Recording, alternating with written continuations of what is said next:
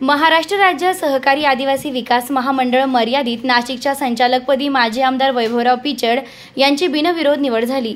पुणे, रायगड व अहिल्यानगर या 3 जिल्ह्याचा एक मतदारसंघ असलेल्या मतदारसंघातून अकोलेचे माजी आमदार वैभवराव पिचड यांनी उमेदवारी अर्ज दाखल केला होता।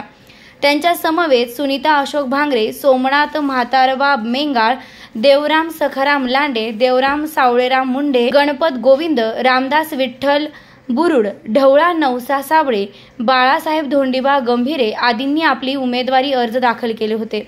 आज अर्ज माघारीच्या दिवशी माजी आमदार वैभवराव पिचड वगळता सर्वांनी आपले उमेदवारी अर्ज मागे घेतल्यानं माजी आमदार वैभवराव पिचड यांची संचालकपदी बिनविरोध निवड झाल्याचं निवडणूक निर्णय अधिकारी यांनी घोषित केलं।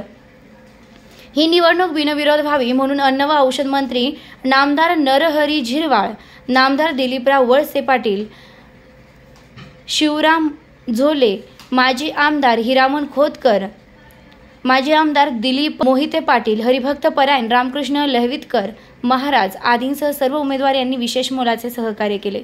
स्वर्गीय वंदनीय मधुकरराव पिचड साहेब हे गेल्यानंतर वैभवराव पिचड यांची ही पहिली निवडणूक होती। त्यांची बिनविरोध निवड झाल्यानंतर सर्वच नेत्यांना गहिवरून आलंय।